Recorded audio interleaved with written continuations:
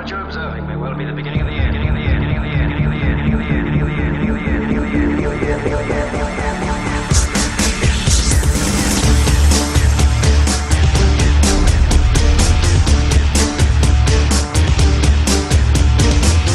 end. This is a war, you know, it's a full-scale war.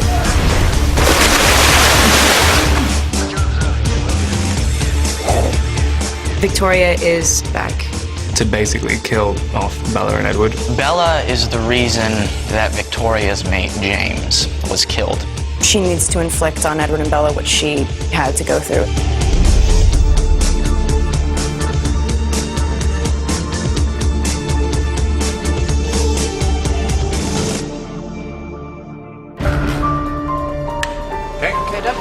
With James, it was a game.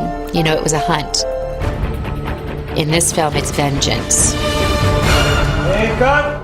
Victoria is looking for revenge, and she's going straight after Bella. And then there's also a giant army of newborn vampires. They are the strongest vampires out there. The wolves and the vampires meet each other, and they're forced to create this team.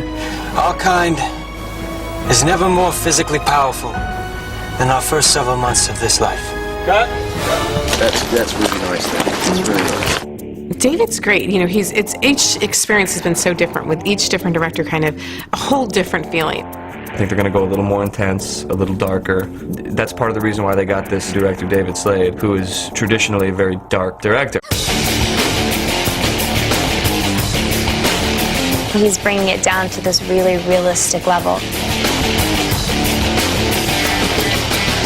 It works really well. Were you watching that? David is very funny, which you wouldn't think if you've seen some of his other films. The guy's hilarious. Clearly in his own world, doing his own thing, which I have massive amounts of respect for. I'll give you an open shot. Give me an open shot. And you took it. See that? That's just not nice. We do some serious battle with some evil vampires, and our werewolf friends help us. It's a tricky situation because we're asking them to kill these vampires, but hey, can you guys leave us alone? Here's where we get into shape. We have the giant hamster wheel over here. Can you get that? I can walk down the block without feeling winded, so thank you, Eclipse. We have a lot to learn in a little amount of time, so as much time we can get with them, we train them.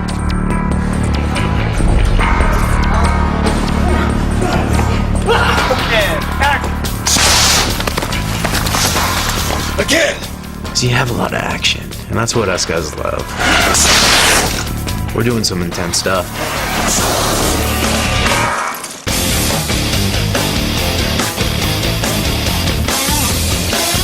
Any excuse not to be shooting.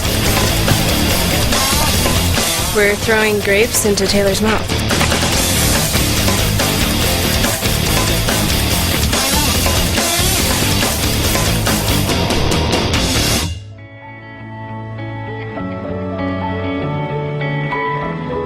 Edward and Bella, it all revolves around them. And Jacob. Edward and Bella and Jacob, the whole story. The love triangle, for me, is kind of about fantasy love and reality love. I'm totally in love with my best friend, but just not as much as my true love, who obviously is Edward. She's keeping Jacob at arm's length, and it's the hardest thing for her to do because she's definitely betraying true feelings for him. I wanted her to really have to look at what she was choosing and what she was giving up and put full weight on both of those choices before she made it. She's faced with this really complex situation where there's no black and white sort of easy answer. Will she give up her life or will she give up her life?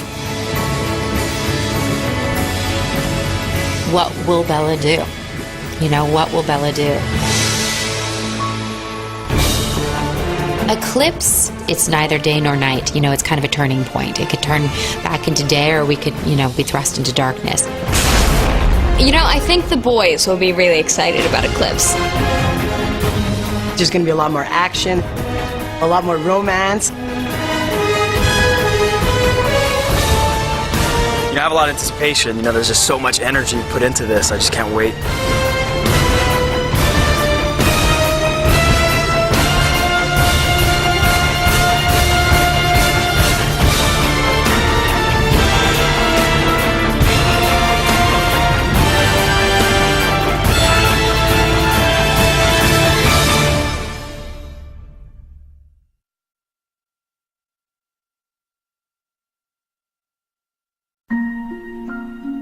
I have to figure out what to tell people.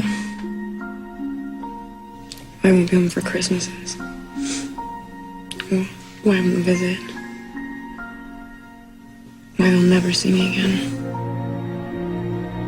After a few decades, everyone you know will be dead. It's a problem solved.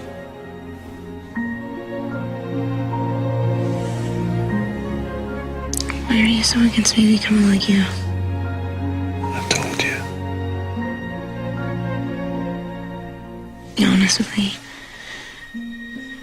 There's more. I know the consequences of the choice you're making.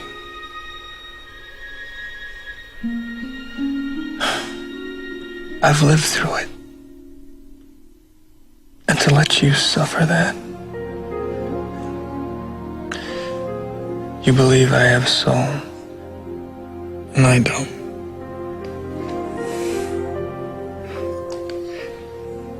But to risk yours, just for the sake of never having to lose you, that's the most selfish thing I'll ever do.